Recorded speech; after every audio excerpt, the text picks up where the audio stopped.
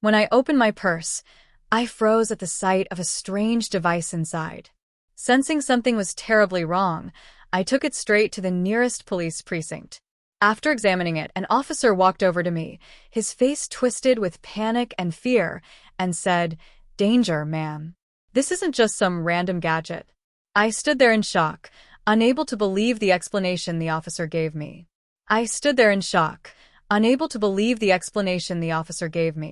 But before we start the story, please write in the comments what part of the world you are watching this from. Don't forget to like and subscribe so this channel can keep growing and bring you even more fascinating stories. The atmosphere in the bedroom was quiet and peaceful. The only sound was the soft hum of the central air conditioning wrapping around the night. The hands of the clock on the wall moved with a steady rhythm, marking exactly 3 in the morning. Zinnia was still deep in a calm, heavy sleep. Her dreams felt distant and fuzzy. However, that calm was shattered when the landline on the nightstand rang with a piercing shrillness. The ring tore through the silence of the night like a long scream, forcing her consciousness to claw its way back to the surface. Zinnia woke with a start, her heart hammering a mile a minute. She blinked, trying to gather the pieces of her soul still scattered in the dream world. Her hand fumbled in the darkness for the receiver. Who would be calling at such an ungodly hour, she thought with apprehension. Calls this late never brought good news. With a trembling hand, she lifted the receiver and brought it to her ear. Her voice sounded raspy as she greeted the person on the other end of the line. It was a man's voice, gripped by panic and haste. He said he was a neighbor of her mother, Eula, from down in the country. Without beating around the bush, he delivered the news that made Zinnia's blood run cold in her veins. He told her that her mother, Eula, had suddenly lost consciousness and was in critical condition. Zinnia's breath hitched. The image of her mother's face, elderly now and living alone back home, flooded her mind instantly. Tears welled up in her eyes. The fear of losing the person she loved most tightened her throat until she couldn't breathe. The man on the phone urged her to come immediately, as her mother's condition was worsening by the second. Zinnia dropped the receiver, which fell back into place with a dry thud. She turned to the other side of the king-sized bed and shook the body of her husband, Theron, who was sleeping with his back to her. "Theron!" She screamed his name in desperation. Theron stretched slowly and opened his eyes with a look that was slightly annoyed, yet serene. Zinnia, between sobs and with a broken voice, explained that her mother was dying and she had to go back home right now. She expected Theron to jump out of bed, get ready, and grab the car keys to drive her, like any supportive husband would. However, Theron's reaction was completely unexpected. The man sat up on the edge of the bed, rubbing his face slowly. Then he looked at Zinnia with an indecipherable expression. He didn't seem alarmed at all. Theron grabbed her shoulders and tried to calm her down with a voice that was soft but firm. He said he would love to go with her, but today was a crucial day for his career. He reminded her of the important meeting with the board of directors taking place that very afternoon. That meeting would determine the future of the company and Theron's position in it. If he didn't show up, years of effort would go down the drain, and they could lose everything. Zinnia fell silent hearing her husband's explanation. A pang of disappointment shot through her heart. In such a critical moment, she desperately needed support, but she also knew how hard Theron worked to maintain their comfortable lifestyle. Zinnia was an accommodating wife and always tried to understand her husband's position. Reluctantly, she swallowed her pride. She said she understood and would go alone. Theron nodded, saying it was the best option. He asked her to get ready quickly while he warmed up the car and packed everything she needed for the trip, so she wouldn't have to worry about a thing. Zinnia rushed to the bathroom to wash her face, which was swollen from crying. The cold water on her skin helped her think a little more clearly. Although anxiety for her mother's condition dominated her feelings, she dressed in comfortable clothes and wrapped her hair quickly but neatly. There was no time to look in the mirror. Her mind was already flying toward her mother's house in the country, hundreds of miles away from the city where she lived. She prayed internally, begging God to protect the city where she lived. She prayed internally, begging God to protect her mother until she arrived. Meanwhile, downstairs, Theron seemed busy between the kitchen and the garage. He grabbed one of Zinnia's travel bags and started packing various things. He put in a bottle of mineral water, some sandwiches, and a pack of tissues. His movements were calm and methodical, not like those of someone whose wife was suffering a tragedy. After packing the food, Theron took a small box from a hidden drawer in his study. He looked at the box for a moment with an icy expression and then slid it deep into Zinnia's bag. At the bottom, hidden under the folds of a spare jacket, he zipped the bag tight and carried it to the car. Zinnia came down the stairs in a hurry. She saw Theron standing by the car, the engine already purring softly. Theron opened the door for Zinnia and placed the bag he had prepared on the passenger seat. He looked at her with an expression that seemed full of concern. He asked her to be careful on the road, not to speed, and to let him know as soon as she arrived. Zinnia nodded. Tears welled up again. She felt guilty for having to leave her husband alone to take care of the house, but her worry for her mother was much greater. Zinnia gave Theron a kiss, asking for a blessing so her trip would go well. Theron kissed her forehead, a kiss that seemed normal, but for Zinnia, it was a source of strength. Zinnia got into the car and buckled her seatbelt. She took a deep breath, trying to calm the beating of her heart, which was still racing. Theron closed the car door and signaled for her to go. The car backed out slowly to leave their luxurious suburban driveway. When the car started to pull away from the yard, Zinnia looked in the rear-view mirror. She saw Theron's figure standing on the dimly lit porch. Her husband didn't go straight back inside. He stood tall, watching as Zinnia's car drove off. From the distance, the silhouette of Theron's face was blurry. Zinnia couldn't clearly see her husband's expression, but something gave her a bad vibe. Theron pulled his cell phone out of his pocket and started typing something instead of waving goodbye as usual. Zinnia brushed off that strange sensation. She thought maybe Theron was contacting a colleague to prepare for the meeting. She had to focus on driving. The trip to her mother's town would take about 4 or 5 hours if traffic was light. At this hour, the interstate would be deserted, and she could go faster. The image of her mother's face filled her thoughts again. She hoped it wouldn't be the last time she could see her smile. With firm determination, Zinnia stepped on the gas. She launched the car through the darkness of the early morning, leaving behind her home and her husband, who slowly disappeared around a curve. Unknown to Zinnia, on the porch of the house, now silent again, Theron cracked a slight smile after sending a text message. He didn't go back inside to sleep or prepare materials for the meeting. Instead, he walked calmly to the kitchen. He brewed himself a cup of coffee and sat on the living room sofa with an expression of deep satisfaction, as if a great weight had been lifted off his shoulders. The plan he had meticulously hatched was already in motion. For him, Zinnia's departure that night wasn't a simple trip to visit a sick relative, but the beginning of an end he had been waiting for a long time. The highway stretching out before Zinnia looked like an endless black tunnel. The yellowish lights of the street lamps passed one after another overhead, creating a hypnotic rhythm of light and shadow. Being the dead of night, traffic was very scarce. There were only 1 or 2 18-wheelers moving slowly in the right lane, hauling freight between cities. Otherwise, the road was just for Zinnia. The silence in the car cabin was only broken by the sound of tires humming on asphalt and the soft gospel music Zinnia had playing on the car's audio system at low volume. She needed that calm to keep her composure. Zinnia was driving at a considerable speed.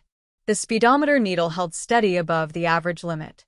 She wanted to get there as soon as possible. Every second that passed was torture for her, imagining her mother fighting death alone. However, amidst her anxiety, Zinnia started to notice something strange about her vehicle. At first, she thought it was just her imagination due to fatigue and sleepiness, but the sensation became increasingly real. The car, which normally glided smoothly, now felt a bit heavier. A fine vibration traveled up from the bottom of the car to the steering wheel she was gripping. It wasn't a normal vibration. It was different from what you feel when hitting a bump. It sounded like a low, constant hum, as if something was attached to the engine or the chassis of the car and affecting its aerodynamics. Zinnia tried to ignore it. She thought maybe the car just needed a routine checkup that Theron might have overlooked due to his busy schedule. She tried to stay focused on the road. An hour passed, and Zinnia was already far from the city. The darkness on both sides of the highway was getting denser, dominated by woods and fields that couldn't be seen. Suddenly, the gas indicator on the dashboard blinked orange. Zinnia frowned. She remembered that the day before yesterday, Theron had told her he had filled the tank. Did the car consume that much, or had Theron forgotten to fill it up? Zinnia slowed down. She couldn't risk running out of gas in the middle of a deserted highway like this. She saw a sign indicating a rest area with a gas station about 3 miles ahead. Zinnia decided to stop for a moment. Besides getting gas, she wanted to use the restroom and wash her face to wake up. She put on her left blinker and slowed down as the car veered into the rest area. The place looked deserted. There were only a few trucks parked with drivers sleeping inside and a sedan parked in a far corner. The neon lights of the gas station buzzed softly, surrounded by moths. The attendant looked drowsy, sitting on a bench near the pumps. After parking the car next to a pump and asking the attendant looked drowsy, sitting on a bench near the pumps. After parking the car next to a pump and asking the attendant to fill it up, Zinnia leaned back in the seat. Her body felt sore. She grabbed the bag Theron had packed for her to get her wallet. As she reached into the bag, she felt a bunch of things packed quite tight.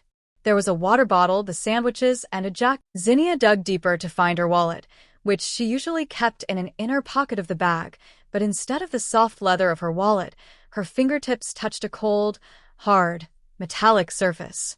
Zinnia frowned. She didn't remember having anything like that in her purse. With curiosity, she moved the jacket covering the bottom of the bag aside. Hidden there was a black metal box about the size of a small brick. The object looked strange to her. It had no brand, no inscriptions, just a sturdy black box with some thin wires visible at the joints. What made Zinnia's heart suddenly race was a small indicator light on one side of the box, blinking with a faint red light. Slowly, Zinnia took the box out of the bag. It was quite heavy. She turned it over under the dome light of the car. This ain't no power bank, she thought. Its shape was too rough to be a common electronic accessory. It wasn't an internet modem either. A feeling of unease began to creep up the back of her neck. Why had Theron put this in her bag? Was it one of Theron's work tools that had slipped in by mistake? But why was it in her travel bag? And why was that light blinking as if the device was active? Zinnia looked for a button to turn it off. She was afraid the object would drain the battery or damage other things in her bag. She found a small switch on the side. Without thinking twice, Zinnia pressed it. However, instead of turning off, the indicator light, which was previously blinking slowly in red, suddenly changed to yellow and began to blink at a faster rhythm. A soft, rhythmic beep was heard. Beep, beep. The sound was like a countdown on a digital clock. A glacial chill ran from her fingertips through her entire body. Her instinct was screaming that something was wrong, very wrong. She remembered the action movies she had watched with Theron about trackers, or even something more dangerous, but this was the real world, and she was just an ordinary housewife. It was impossible for there to be an object like this in her bag. She tried to dismiss those bad thoughts, but the tremor of fear wouldn't go away.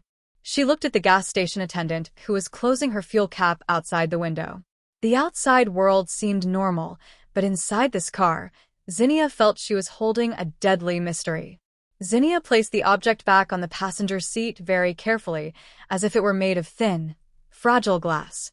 She grabbed her wallet with a hand shaking violently, paid the attendant for the gas without saying much, and quickly rolled up the window.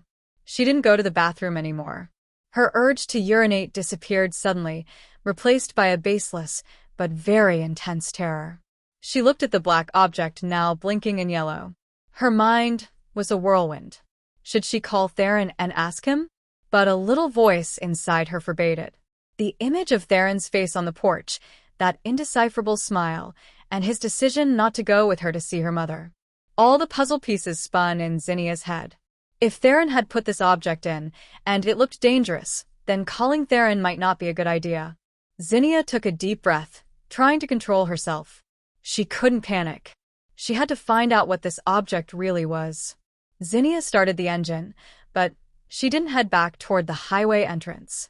Her instinct told her that continuing the trip with that strange object was suicide. She remembered that about 3 miles before the highway entrance, she had seen a sign indicating the nearest sheriff's precinct. Maybe that was the safest place for now. She would ask the police for help to examine the object. If it turned out to be just a harmless work tool of Theron's, she would apologize and continue her trip. But if it was something else, Zinnia didn't dare to keep thinking. With hands soaked in cold sweat, Zinnia turned the steering wheel, taking the car out of the rest area via a back exit, moving away from the highway toward a dark, lonely back road. The object on the seat next to her kept emitting its beep. Beep, beep. Like a travel companion carrying a message of death. Zinnia sped through the night, no longer to save time for her mother, but to save her own life from a terrifying uncertainty. Zinnia turned the car and pulled into the precinct parking lot, which looked deserted but was well lit by floodlights. The building wasn't very big, with weathered paint and the U.S. flag waving slowly on the pole at the entrance. There was only one patrol car parked and several officers' motorcycles. Zinnia parked her car a bit far from the main entrance, driven by an instinct telling her to keep the vehicle away from the building. After turning off the engine, silence reigned again, only interrupted by the rhythmic beeping of the engine. Silence reigned again, only interrupted by the rhythmic beeping of the black box on the seat next to her, which now sounded increasingly threatening. With hands still trembling, Zinnia picked up the black box. She carried it carefully, as if carrying her own life in the palm of her hand. She got out of the car and ran toward the front desk. The cold night air chilled her bones and made strands of her hair flutter, but a cold sweat soaked her back. Inside the station, a young officer dozing in a chair behind the reception counter straightened up immediately upon seeing a woman arrive with a pale face and shallow breathing at such a lonely hour. Zinnia placed the black box on the officer's wooden counter with a stiff movement. The young officer frowned, looking at the strange object whose indicator light was blinking rapidly in yellow. Zinnia tried to speak, but her voice got stuck in her throat. She could only point at the object while stammering that she had found it in her bag and thought it was dangerous. The officer seemed confused at first and was about to touch the box. Maybe he thought it was just a normal electronic gadget that was broken or lost. But before his fingers touched the metal surface of the box, a firm, authoritative voice stopped him from behind. A middle-aged man in full uniform with a detective's badge on his belt stepped out of an inner office. It was Detective Vance, the head of the precinct, who happened to be working overtime, reviewing some files. His sharp eyes immediately fixed on the black box on the counter. His face, previously serene, tensed up in a matter of seconds. He immediately ordered the young officer to back up and step away from the counter. Detective Vance approached slowly, observing the blinking pattern of the light and the thin wires visible in the cracks of the box. Without touching it, the atmosphere in the room changed drastically, becoming oppressive. Detective Vance looked at Zinnia seriously and asked her where she had gotten that object. Zinnia explained with a trembling voice that she had found it in her bag during a trip out of town. Vance nodded slowly and grabbed his radio. He spoke in police codes that Zinnia didn't understand, but the tone of his voice was of extreme urgency. He requested the nearest EOD unit, Explosive Ordnance Disposal, to report to the location immediately. Upon hearing the word explosive, Zinnia's knees buckled. She had to grab the edge of the counter to keep from collapsing. Detective Vance led Zinnia to a long bench away from the reception counter, but still within a secure zone. He asked all officers present to clear the entrance area and lock the station doors temporarily. He explained to Zinnia, in a tone trying to be as calm as possible so she wouldn't panic, that the object she had brought wasn't the bomb itself, but a very sophisticated detonator or remote trigger. These types of devices were usually assembled by professionals, not amateurs. The veteran cop continued his explanation, which made Zinnia's blood freeze. He pointed to the blinking indicator light. According to his observations, the device was equipped with a speed sensor and an accelerometer. Its mechanism was designed to fully activate if the object moved at high speed consistently, like in a car on the interstate. The yellow light indicated that the device was in standby mode, waiting for the main detonator to trigger. If Zinnia had kept driving over 75 miles per hour for a few more minutes without stopping, the device would have sent the activation signal. Zinnia covered her mouth with her hand, stifling a gasp. She imagined herself alone on the dark highway. If she hadn't stopped for gas, or if she hadn't felt the curiosity to open her purse, she might have kept driving at full speed to get there in time to see her mother. Detective Vance's explanation made her realize she had just escaped death by a very narrow margin. The bad feeling she had had the whole way was actually a real warning from God, who was still protecting her. Shortly after, the atmosphere in the precinct became even more hectic. A black tactical van from the bomb squad arrived at the scene with sirens off to avoid drawing neighbors' attention. Several officers in full protective suits and thick helmets got out, carrying special equipment. They quickly secured the black box inside a blast containment vessel. Detective Vance spoke seriously with the head of the bomb squad team, pointing at Zinnia's car parked in the lot. Zinnia watched them argue with tense faces. Every now and then, they looked at her with an expression of concern. Detective Vance walked back over to Zinnia, who was still sitting, paralyzed and pale-faced. He crouched down in front of her, so their eyes were on the same level, trying to convey a sense of safety. He asked her gently, "Who else had access to your bag and your car before you left?" With tears starting to fall again, Zinnia pronounced the name of Theron, her husband. She told him how Theron had packed the bag, put in the food, and warmed up the car. She also told him the reason Theron hadn't gone with her. An important meeting. Hearing the story, Detective Vance's jaw tightened. It seemed he could already fit the pieces of the evil puzzle together. However, he needed stronger physical evidence to confirm it. And that evidence, he was sure, was in Zinnia's car. The bomb squad team began approaching Zinnia's car with great caution. They used inspection mirrors with long handles to look under the car and metal and chemical detectors. Zinnia watched the process from behind the station window, accompanied by a female officer who gave her a cup of hot water. Zinnia's heart beat wildly, as if it wanted to burst out of her chest. She hoped they wouldn't find anything. She hoped it was all a big misunderstanding or a very bad joke. But that hope vanished when one of the bomb squad officers signaled his partner with his hand and pointed to a spot under the driver's seat. A small flicker of panic was seen among the bomb disposal team, but they quickly controlled it with great professionalism. They brought out a small robot on tracks to retrieve the suspicious object without direct human contact. Minutes passed that felt like hours of torture. Finally, the officers managed to detach a package that was firmly stuck to the car chassis. The package was moved away and secured in an open area that had been prepared with sandbags. Detective Vance came back into the room where Zinnia was waiting. His face looked much grimmer than before. He sat next to Zinnia and sighed deeply before speaking. With a grave voice, he communicated a fact that shattered. The bomb squad team had found 4 pounds of C4 plastic explosive. The explosive was placed very professionally and precisely right under Zinnia's seat. The bomb was connected to a wireless receiver system whose frequency matched the detonator that was in Zinnia's bag. Zinnia felt her world collapse. She could no longer hold back the crying. Her body shook violently. The image of her body blown to pieces on the highway spun in her head. She couldn't believe the car she usually used to take kids to Sunday school or go grocery shopping had been turned into a rolling coffin by someone's hand. And that person was most likely her own husband, the man she had loved and respected for years. The pain of that betrayal was much more painful than the fear of death itself.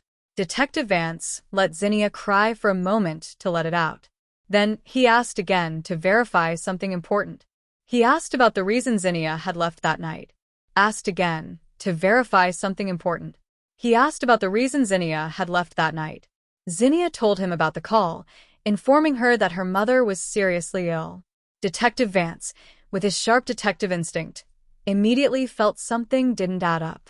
He asked Zinnia to try calling her mother, Eula, right then using the station phone to confirm her real condition. Zinnia hesitated at first because it was still early morning, but she obeyed with trembling hands. She dialed her mother's home phone number down in the country. The ringtone sounded several times. Zinnia's heart beat hard, fearing no one would answer or she would receive more bad news. However, after the fourth ring, a hello was heard with the raspy voice typical of someone who just woke up. It was her mother's voice. She sounded healthy, calm, and a little confused. Zinnia broke down crying upon hearing her mother. Eula was surprised to hear her daughter crying and asked what was wrong. Zinnia asked, "Mama, are you sick?" Eula chuckled, saying she was perfectly healthy, that she had just gotten up for her morning devotionals and nothing was wrong. The phone fell from Zinnia's hands, dangling by the cord. She looked at Detective Vance with a vacant stare. Her mother was fine. The call that morning was a lie. The panicked voice of the neighbor was fake.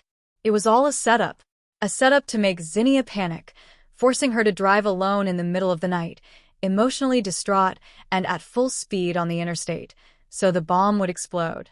Theron had planned it all with extreme detail and cruelty. He wanted Zinnia to die in an accident that looked tragic but plausible so no one would suspect a thing. Detective Vance then took Zinnia to his office. He showed her his computer screen. The police cybercrimes unit, acting quickly, had already managed to obtain initial data on Theron's background. The screen showed terrifying financial data. Theron was drowning in hundreds of thousands of dollars of debt from an investment scam he had secretly participated in. All his business assets were mortgaged, and the most painful thing was a life insurance policy in Zinnia's name with fantastic coverage that had just been approved and activated 3 days ago. The main clause was full payout if the insured died in a traffic accident. Fantastic coverage that had just been approved and activated 3 days ago. The main clause was full payout if the insured died in a traffic accident. Zinnia looked at the screen with glassy eyes. All the puzzle pieces now fit together to form a monstrous image. Theron's kindness lately, the packed bag, the warmed-up car, and the excuse of the important meeting. It was all part of a murder-for-money plan. Her husband didn't just want to kill her. He wanted to trade her life for cash to cover his own greed and failure. Zinnia felt nauseous. Her sincere love had been repaid with deadly poison. Amidst her shattered heart, Detective Vance stared at Zinnia.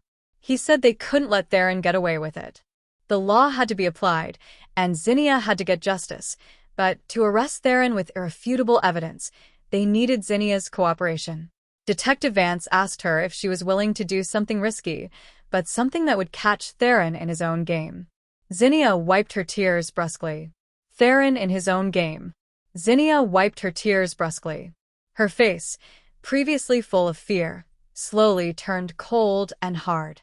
Her gaze, once soft, sharpened, reflecting strong determination. She looked at Detective Vance and nodded firmly. She was no longer a weak victim. She was ready to fight. The atmosphere in Detective Vance's office became even more oppressive, as if the oxygen in the room was slowly running out, replaced by a dense cloud called bitter reality. Zinnia sat stiffly in a chair across from the veteran cop's desk. Her hands clenched each other on her lap until her knuckles turned white. The tears had dried on her cheeks, leaving a sticky trail that made her skin feel tight. However, her eyes now reflected a different look. If before they were full of the fear and confusion of a terrified wife, now they were beginning to fill with a chilling void, a void created when trust is pulverized.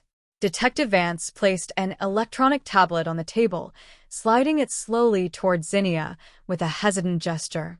The middle-aged man seemed reluctant, as if he knew what he was going to show her was the final nail. He explained that the cybercrimes unit hadn't just found the debt and insurance data, they had also intercepted Theron's digital communications in the last few hours. The police needed to monitor Theron's activity to see if there were other accomplices involved in the murder plan, and from that interception, another fact no less repugnant had emerged. Zinnia looked down, steeling herself to look at the bright screen of the tablet. There, a screenshot of a text conversation between Theron's number and a contact named VIP Client was displayed. However, the content of the conversation had nothing to do with business. The language used was very intimate, full of pet names and heart emojis that churned Zinnia's stomach. The real name of the contact owner, according to police tracking, was Soraya. Zinnia knew that name.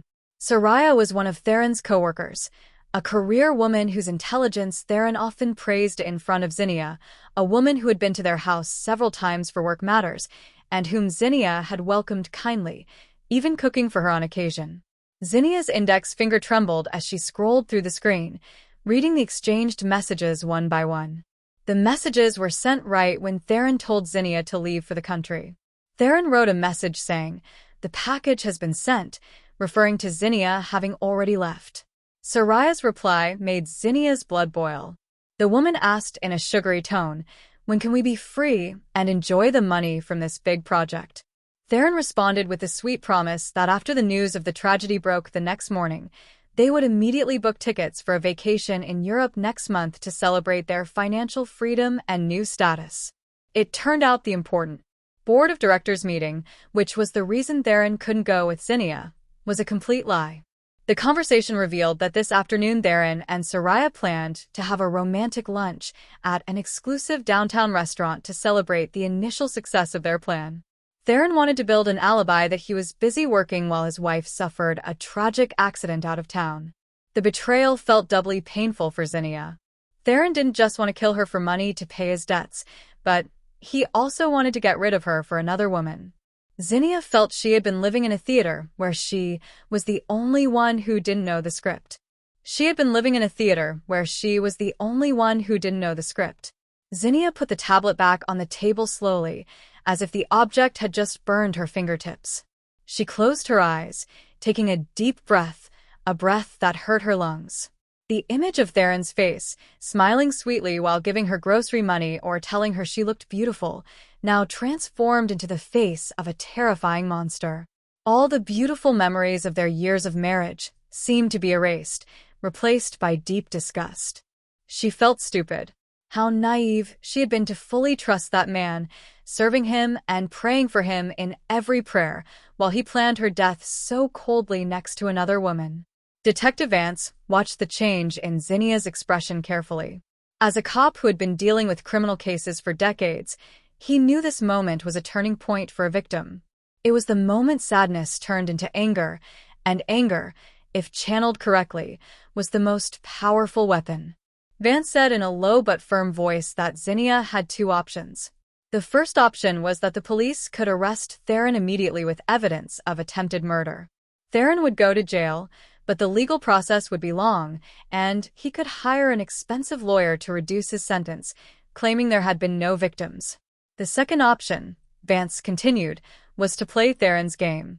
They would make him believe his plan had worked. They would create the illusion that Zinnia had really died. This way, Theron would feel invincible. He would let his guard down, and that's when he would make fatal mistakes that would become irrefutable evidence in court. The police wanted to catch Theron not just planning the crime, but while trying to enjoy the fruits of his crime, including the moment he tried to collect the insurance money. That would be the definitive proof of fraud and premeditated murder that would make him rot in jail for life. Zinnia opened her eyes. There were no tears in them anymore. Her gaze was now cold, as calm as the surface of a deep lake, but with a strong undercurrent. She remembered her mother's face back home, who almost lost her only daughter. She remembered how she almost died absurdly on a lonely highway. The pain in her heart hardened slowly until it became steel determination. She didn't want Theron to spend just a few years in jail and then walk free.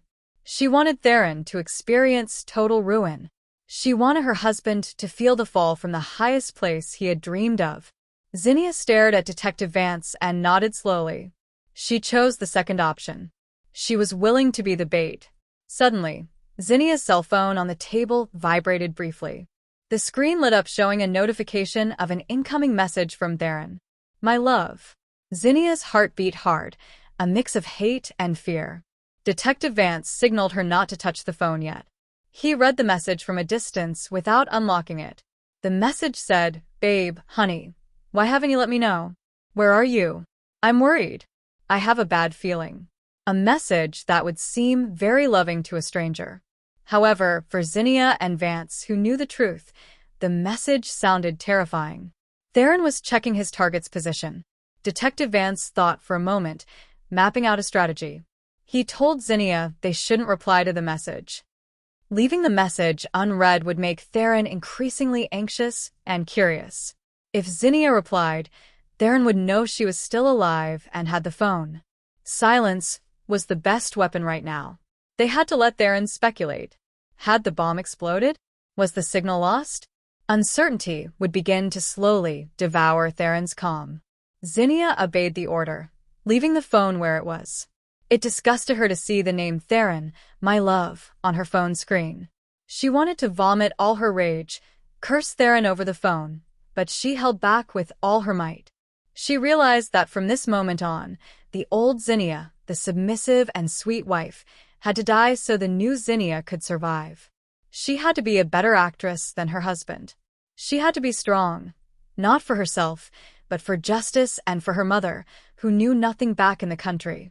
Detective Vance then called several of his officers. He began distributing tasks quickly and efficiently. One team would be in charge of taking Zinnia to a safe house, a secure location no one could track. Another team, composed of forensics and the bomb squad, would be in charge of taking Zinnia's car to a special scrapyard to blow it up in a controlled manner. They had to create a fake but convincing crime scene. The car had to be destroyed, as if it had exploded from an accident on the highway. The wreckage would become the proof of Zinnia's fake death. Zinnia listened to the plan attentively. She asked quietly if she could watch her car explode. Detective Vance hesitated at first, fearing it might cause her trauma, but seeing Zinnia's determined look, he finally agreed. Maybe for Zinnia, seeing the destroyed car would be a symbolic act of liberation, the symbol of the destruction of her fake marriage. Detective Vance ordered his officers to prepare a bulletproof vest for Zinnia as standard safety procedure. Then they prepared to move. The night marched on, but for Zinnia, it wasn't time to sleep. It was the beginning of a silent war, a war against the person who slept next to her every night. Leaving Detective Vance's office toward the police car that would take her, Zinnia looked at the night sky, dark and starless. She promised herself that Theron would pay dearly for every tear shed that night, and that she herself would make sure the tab was settled in full. A motorcade of police vehicles moved forward, breaking the silence of the night, toward a desolate, barren area on the outskirts of the city. A patrol car led the way, without sirens. Only its rotating lights broke the darkness. In the middle, a special tow truck transported Zinnia's car, which still contained the bomb. And behind, Zinnia sat in a tactical vehicle next to Detective Vance and two armed officers. They were heading to an old, abandoned limestone quarry, a place the bomb squad team used for detonation practice or to destroy explosives found from old wars. It was far from any inhabited area, surrounded by high limestone cliffs that would muffle the sound and vibration of the explosion. During the ride, Zinnia remained silent, staring at the back of the seat in front of her. Her mind wandered. She remembered that car, a white sedan Theron had bought her 3 years ago, as a wedding anniversary gift. Zinnia remembered how happy she felt at that moment. She remembered how Theron handed her the car keys with a big red bow, hugging her and whispering that he wanted her to be safe and comfortable when she traveled. How ironic. The car he gave her for safety reasons had now become the instrument to end her life.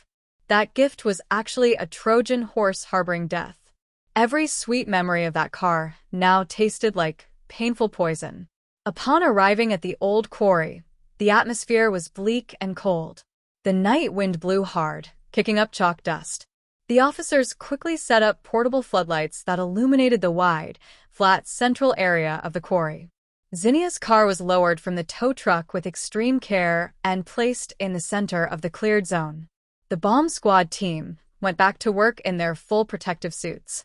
They weren't going to defuse the bomb, but detonate it remotely.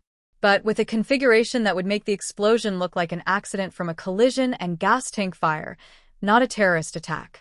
This was important so the traffic accident scenario would be accepted by the public and the insurance company. Zinnia stood behind a safety line about 200 yards from the car, protected by a concrete observation wall. Detective Vance was by her side holding binoculars. Before the detonation, an officer asked Zinnia for permission to take some personal items out of the car that might need to be saved or, conversely, left as evidence.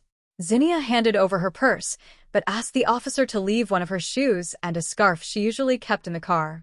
Those objects would be found later, charred or damaged, to reinforce identification that the victim was indeed inside the car at the time of the event. The preparation process was long and tense. The officers placed several crash test dummies in the driver's seat to simulate the weight of a human body. They also sprayed some extra fuel around the car to ensure a dramatic fire effect after the explosion. The main goal was to char the vehicle until it was hard to recognize, to erase any trace of Theron's homemade bomb mechanism. Once everything was ready, all personnel retreated to the safe zone. The atmosphere became silent. Only the sound of the wind and the crackle of police radios could be heard. The bomb squad commander began the countdown over the loudspeaker. 5, 4, 3. Zinnia held her breath. Her hands gripped the railing in front of her. Her eyes didn't leave the small white car sitting alone in the middle of the barren field. The car looked so fragile and wretched under the blinding light of the floodlights. 2, 1, detonation. A deafening explosion shattered the silence of the night. A gigantic fireball of reddish-orange rose toward the sky, illuminating the limestone cliff walls with a terrifying light. The ground Zinnia stood on vibrated violently. Walls with a terrifying light. The ground Zinnia stood on vibrated violently. The shockwave of the explosion hit her face like a slap of hot air. Even though she was at a safe distance, the roar was so loud her ears rang. The white car disappeared instantly, engulfed by flames. It was thrown slightly into the air before falling back down as a mass of burning twisted metal. Zinnia watched the roaring fire with eyes wide open, unblinking. The heat of the flames seemed to consume the last vestiges of her doubts. Seeing the chassis of her car begin to melt and blacken, Zinnia felt a part of her die there too. The naive Zinnia, the Zinnia who always yielded there too. The naive Zinnia, the Zinnia who always yielded, the Zinnia blind to her husband's evil, all had been consumed by the fire along with the car. From the ashes of destruction, a new figure would emerge who wouldn't stop until justice was served. A tear rolled down her cheek, not of sadness, but of a strange relief. She was safe, she was still alive, and Theron didn't know. After the firefighters on standby began to control the fire, Detective Vance gave the signal to the police public relations team. According to the plan, they would soon release limited information to traffic radio networks and some trusted local crime reporters. The news would be broadcast as a solo accident at mile marker X. A car caught fire violently. The driver is presumed dead on the scene. This information was designed to reach Theron's ears through news channels or social media, not through a direct call from the police, so Theron's panic would seem natural. Just as the officers were spraying water on the smoking remains from the police, so Theron's panic would seem natural. Just as the officers were spraying water on the smoking remains of the car, Zinnia's cell phone rang in Detective Vance's pocket. The detective looked at the screen. "Your husband is calling," he said dryly. It was a normal phone call, not a WhatsApp message.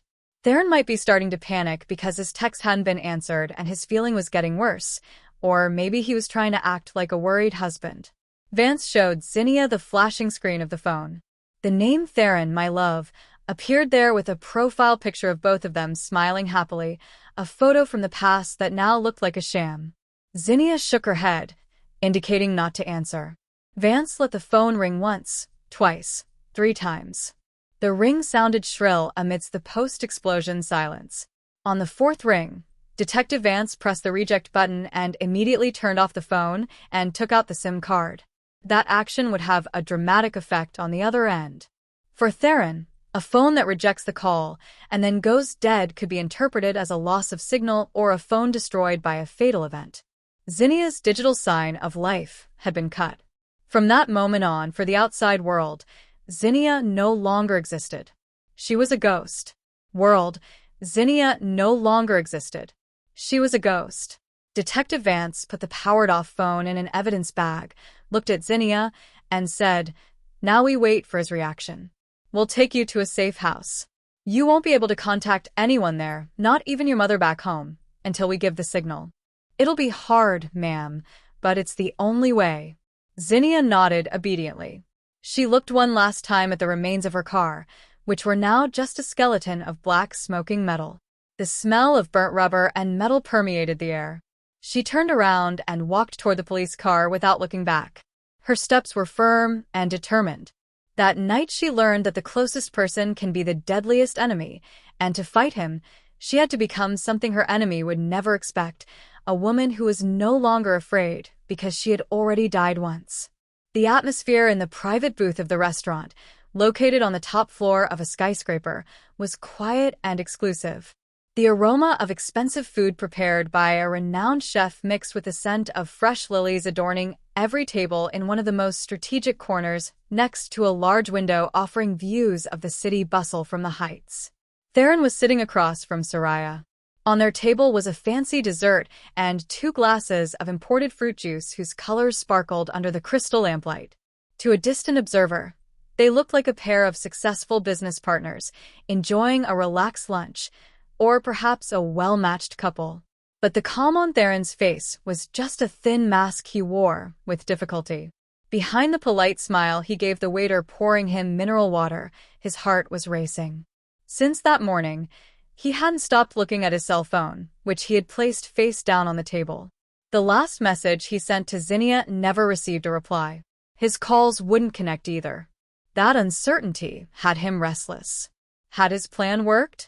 Had the bomb exploded according to his calculations?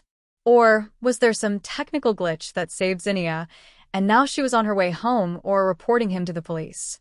Those bad thoughts spun in his head like an uncontrollable top. Of the man in front of her. She touched Theron's hand gently, giving it a little squeeze intended to calm him, but which felt demanding, whispering so as not to be heard by other patrons. Soraya whispered, asking why he looked so tense. She reminded him they should be celebrating this day as the beginning of their new future. Soraya urged Theron to relax, because if he kept looking at his phone with a panicked face, people would start to suspect. Theron tried to smile, nodded slightly, and took a sip to moisten his dry throat. Suddenly, the attention of all the restaurant patrons shifted. The large TV screen on the wall, which normally only broadcasts stock market news or travel promos without sound, now showed a striking red banner with a text, "Breaking News," at the bottom. The restaurant manager turned up the TV volume, because the news being broadcast was considered important and urgent. Theron turned stiffly toward the screen. His heart seemed to stop for an instant. On the screen, a news anchor with a serious face reported a fatal accident on Interstate 95 headed south. The camera then switched to amateur video footage from the scene. The image was shaky and blurry, but clear enough to show a white sedan engulfed in huge flames on the shoulder. Thick black smoke rose into the daytime sky. The news narrator mentioned that the car had exploded and burned violently, presumably after losing control and hitting the guardrail, causing a leak in the gas tank. It also mentioned that the driver, allegedly a woman, had died on the scene, unable to escape. In that instant, Theron knew he had to start his performance. It was the moment he had rehearsed in front of the mirror over and over. He dropped his glass on the floor on purpose. The loud sound of breaking glass made every eye in the restaurant focus on him. Theron stood up, his body trembling. His eyes were wide, fixed on the TV screen. He screamed hysterically, pronouncing Zinnia's name with a voice raw and full of despair. He pointed at the TV screen, acting as if he recognized the car's license plate, which was actually charred and couldn't be seen clearly. Soraya, who was also ready for her role, got up quickly and hugged Theron, pretending to calm him. Theron collapsed on the floor, crying and screaming like a husband who just lost half his soul. Several waiters and other customers surrounded them quickly with concerned faces. They offered help, water, and words of comfort. Theron played his role to perfection. He pounded the floor, raving about how much he regretted letting his wife go alone, about how much he loved her.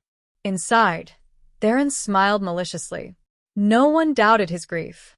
His alibi was being built solidly in front of dozens of witnesses. After that brief drama, Theron, supported by Soraya, quickly left the restaurant. They headed at full speed to the county hospital nearest the accident site, where, according to the news, the victim's body had been taken. During the ride in his luxury car, Theron's crying ceased as soon as the door closed and the tinted windows isolated them from the outside world. He wiped his face with a wet wipe, erasing the trail of his crocodile tears.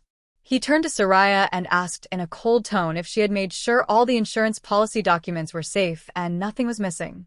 Soraya nodded with a crooked smile, praising Theron's performance, which, according to her, deserved an award. Upon arriving at the hospital, the atmosphere in the morgue was cold and smelled of disinfectant. Several police officers, including Detective Vance in plain clothes, were already there. Theron put his face of deep grief back on. He walked stumbling toward the steel table, where an orange body bag lay stiffly. The coroner explained in a compassionate tone that the condition of the body was regrettable, charred to the point of being physically unrecognizable. However, they had found remains of personal items, a piece of fabric from a scarf, and a woman's shoe that had survived the fire.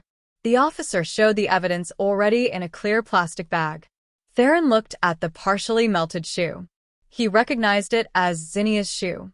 He grabbed the bag with trembling hands, pressed it against his chest, and started crying inconsolably again. He screamed Zinnia's name, asking for forgiveness, and promising he would always pray for her. Detective Vance watched every move Theron made from a corner of the room with a piercing gaze behind his sunglasses.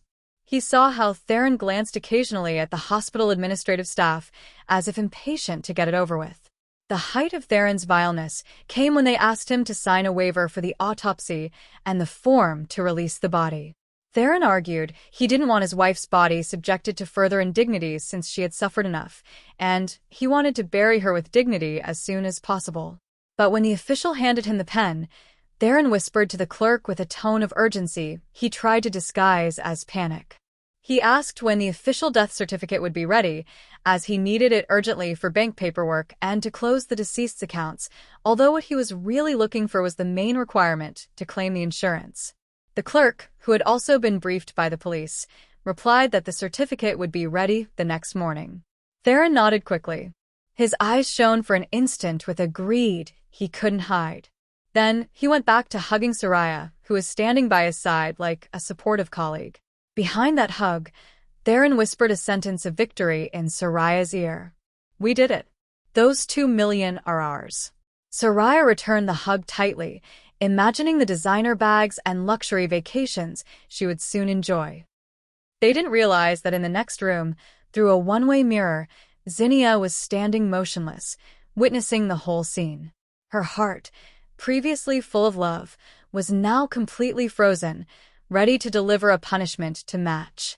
3 days had passed since the fake funeral.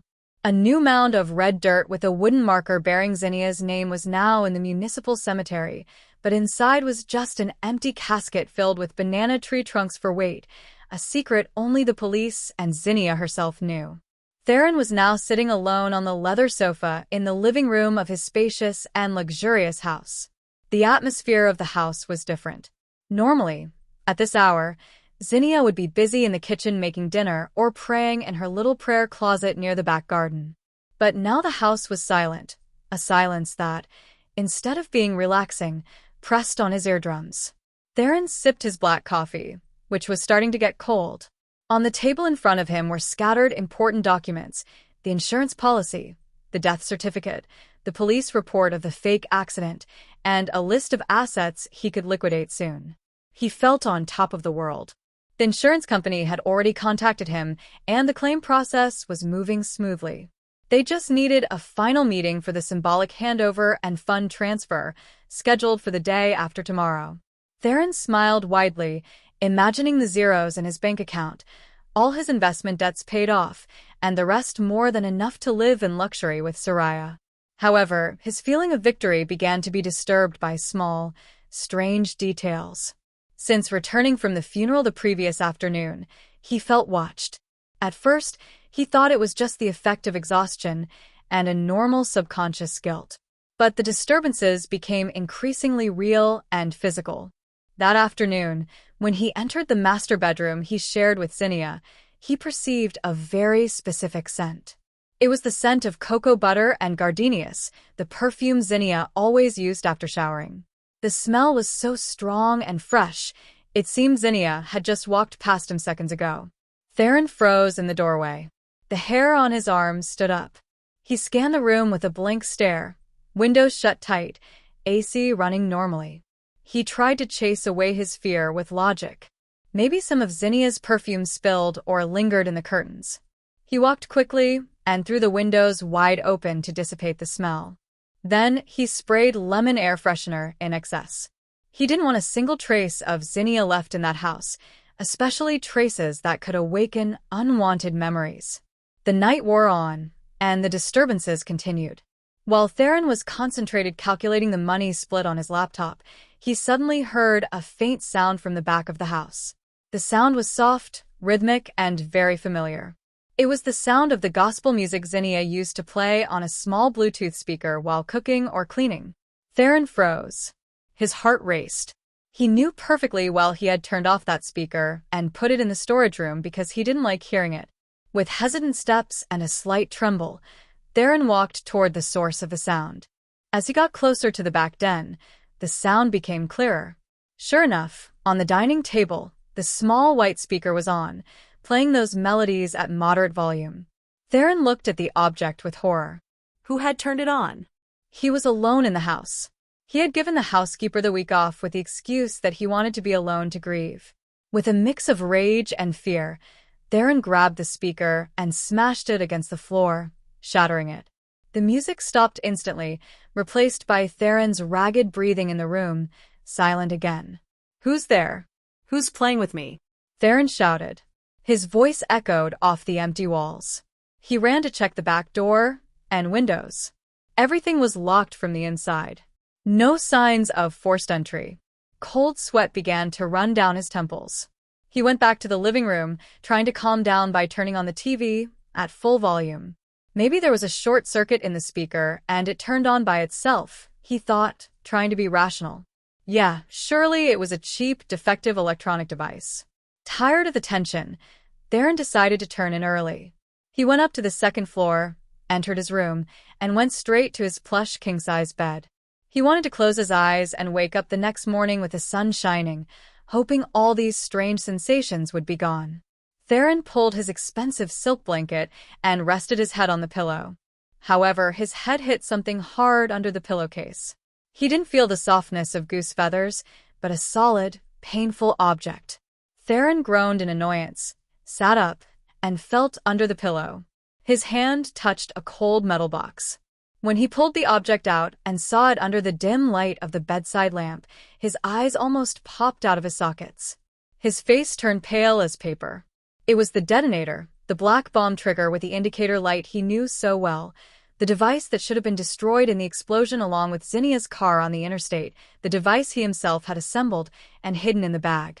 Why was it here? How was it possible? If the detonator was here, what had exploded in the car? Theron turned the box over with trembling hands. On the bottom of the box was a bright yellow sticky note. On it, a message written in handwriting he knew very well. Zinnia's fun. Neat handwriting. Honey, you forgot to turn this off. What a waste of battery. Theron threw the box to the other end of the room as if he had just touched an ember from hell. He backed up until his back hit the wardrobe. He was gasping as if suffocating. This couldn't be a ghost. Ghosts can't move physical objects. Ghosts don't write messages on sticky notes. This was the work of a human being. Someone was playing with him. Someone knew his secret, and there was only one other person besides him who knew the details of the bomb plan and the detonator. Soraya. Theron's thoughts went immediately to his mistress. Soraya knew everything. Soraya was the most ambitious about the money. Surely it was Saria who took the detonator before Zinnia left without Theron knowing. Maybe to blackmail him later, or maybe Saria had conspired with someone to scare him into handing over all the insurance money. Suspicion and paranoia instantly torched Theron's sanity. With hands still shaking, Theron grabbed his cell phone and dialed Soraya's number. As soon as she answered, Theron didn't give her a chance to speak. He insulted her directly, with a contained voice, but full of anger. "You think this is funny, Soraya? What did you put under my pillow?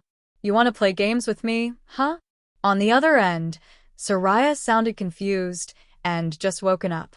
What are you talking about, Theron? I'm in my apartment sleeping. You must be dreaming. Don't lie, Theron bellowed. The detonator is in my room right now with a note written by Zinnia. Only you knew about that device. You want to blackmail me, right? You want to keep all the money? Soraya started getting angry at being accused without reason. Are you crazy, Theron? How was I going to go to your house? I don't have the keys. And why would I keep evidence of our crime?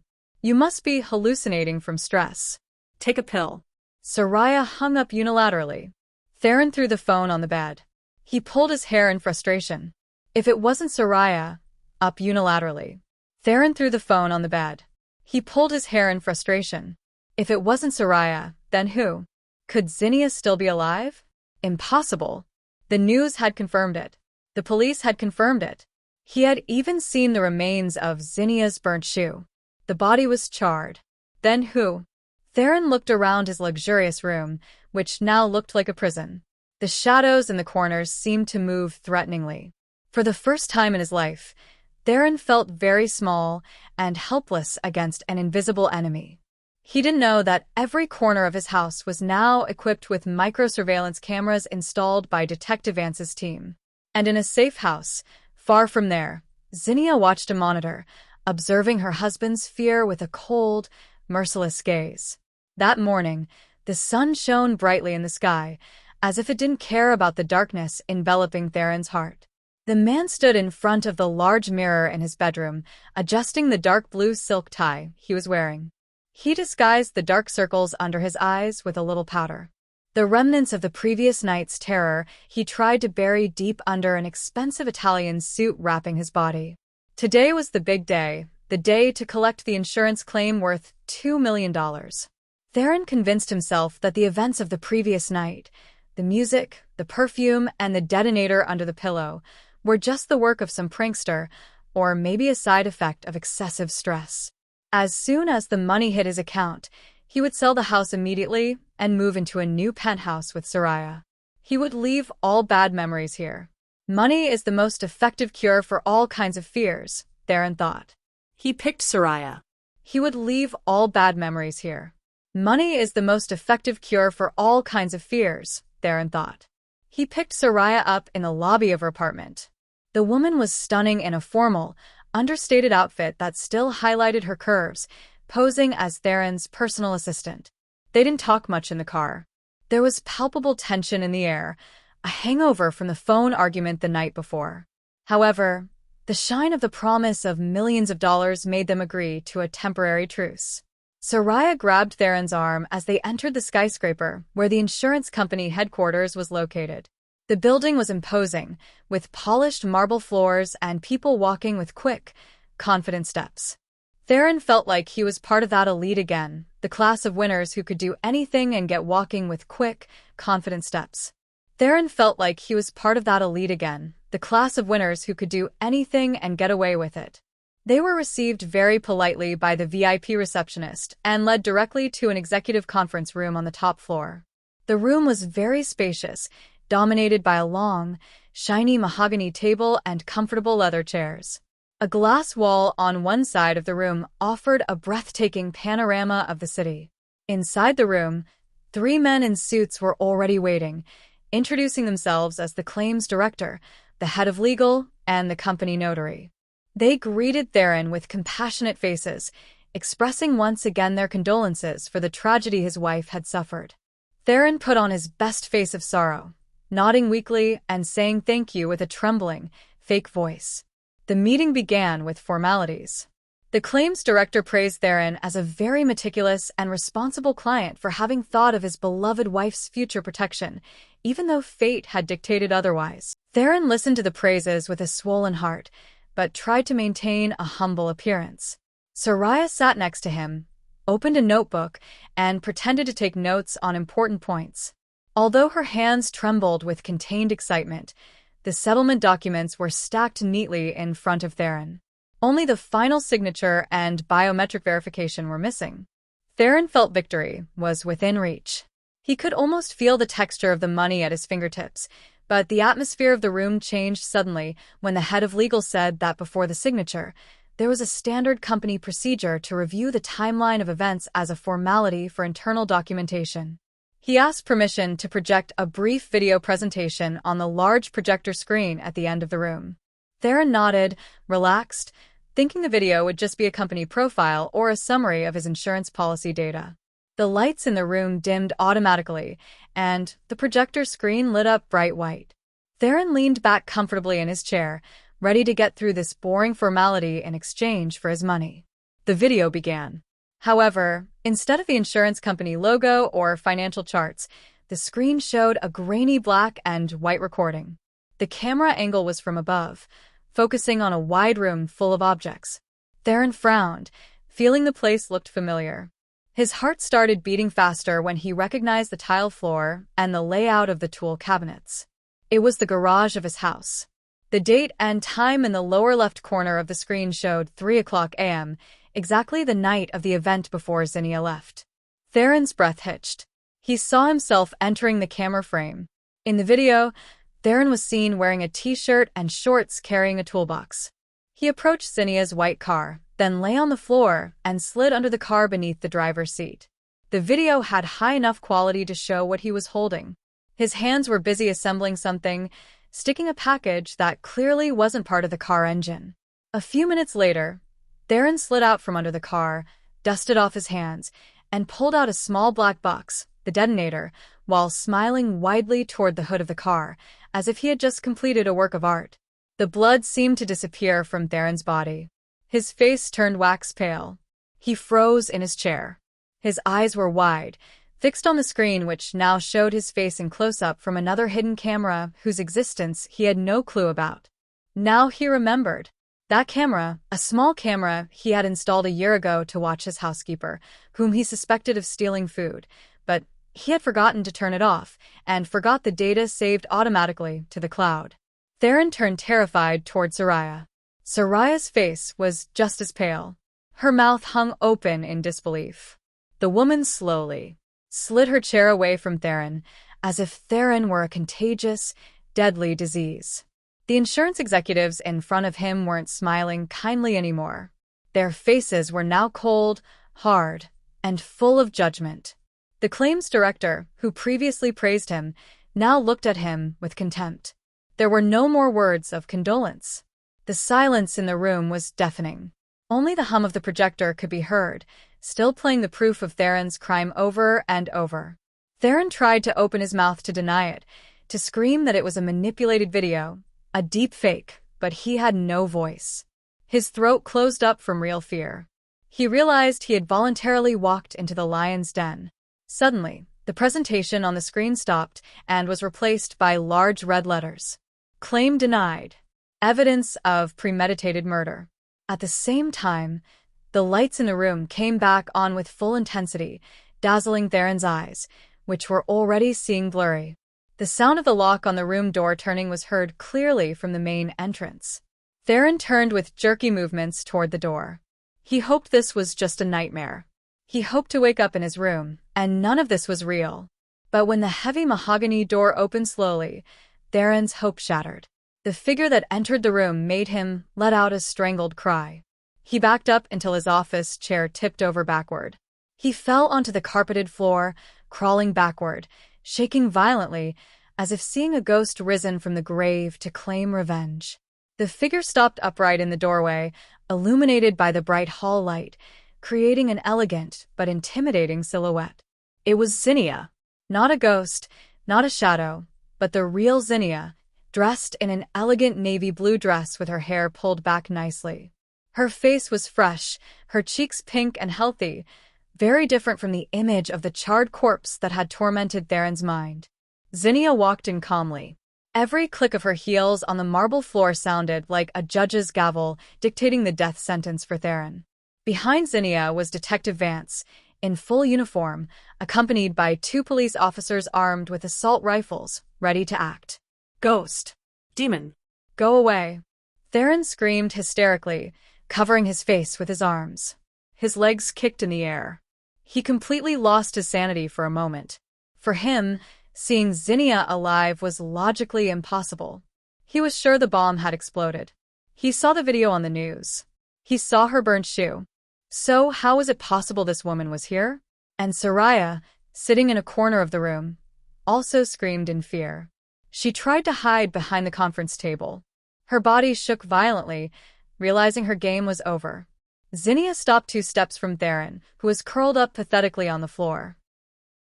She looked at her husband, the man she once considered her guide, her protector, and the love of her life. Now he was nothing more than a greedy coward.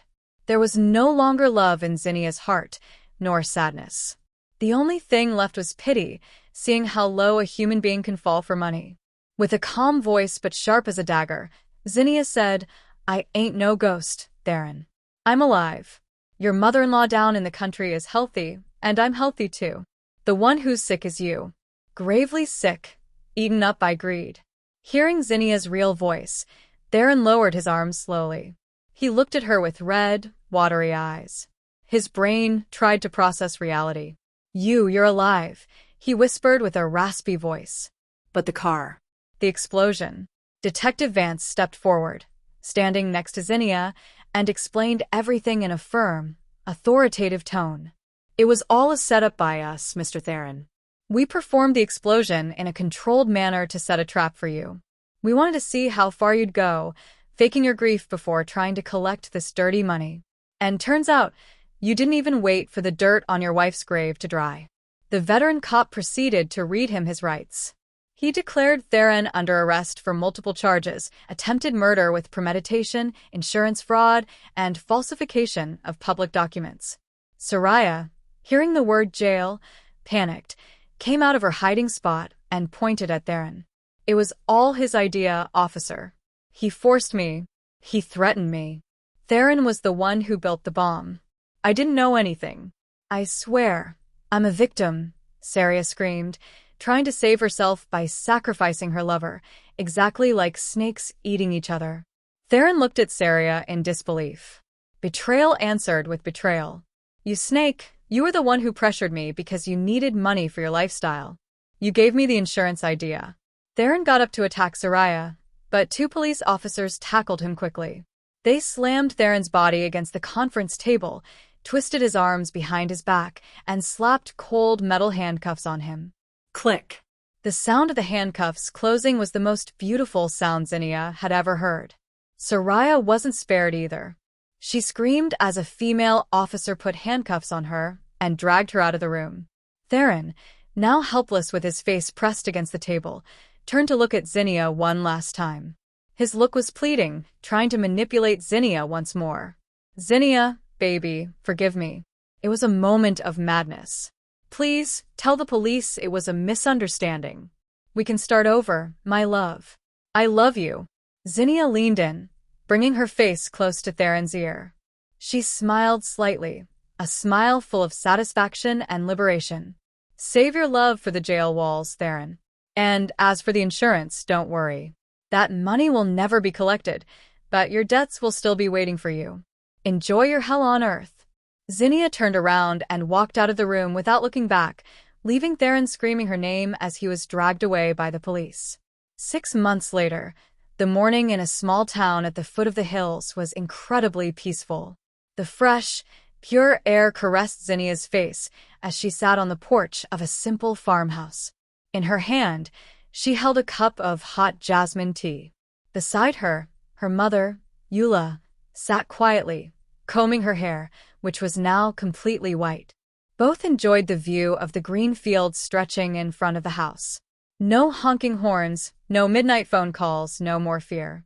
Zinnia picked up her phone, which was on the table, and opened a national news app. The main headline that day showed the faces of Theron and Soraya in orange jumpsuits. The headline read in large letters, "Maximum sentence for perpetrators of attempted wife murder for insurance, life imprisonment without parole, and all assets seized to pay debts." The article mentioned that the judge found no mitigating factors for Theron, as his crime was considered extremely sadistic and planned.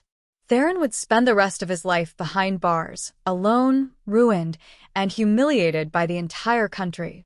Soraya received a 20-year prison sentence for her complicity.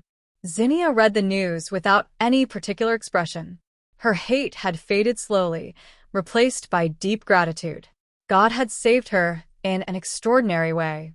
She had recovered the rights to the house inherited from her father after the court annulled all of Theron's illegal transactions, and she sold that house full of bad memories to start a hydroponic farming business in the country with her mother. The money from the house sale was more than enough to live a simple but happy life. "Baby, your tea's gonna get cold." Her mother's soft voice pulled Zinnia from her thoughts. Zinnia turned and smiled sincerely at her mother. "Yeah, Mama. What you looking at on that phone so serious?" Her mother asked innocently. Eula never knew the terrible details of the bomb. Zinnia only told her she divorced because Theron was arrested for a fraud case to protect her mother's heart health. "Nothing, Mama. Just news about a bad person who finally got what was coming to them," Zinnia replied, turning off her phone screen. She put the device aside. Zinnia took a sip of her hot tea, feeling the warmth spread through her whole body. She watched the sparrows fly across the yard, free and independent, just like she was now. She was no longer the wife afraid of losing her husband. She was a woman who had rediscovered her own strength. The great storm had passed, and now the sky above her head was clear and without a single cloud. Zinnia closed her eyes for a moment, giving it past, and now the sky above her head was clear and without a single cloud. Zinnia closed her eyes for a moment, giving thanks inside, and then laughed heartily when her mother told her a joke about the neighbor's chickens. Life was beautiful, and Zinnia had just started truly living. Did you like the story, and which city are you listening from? Thank you so much for your sweet support. I'm looking forward to your comments on the story and which city are you listening from? Thank you so much for your sweet support. I'm looking forward to your comments on the story. On the screen, you can see 2 new life stories that I highly recommend. There's so much more on my channel. Don't forget to subscribe. See you in the next life story. With love and respect.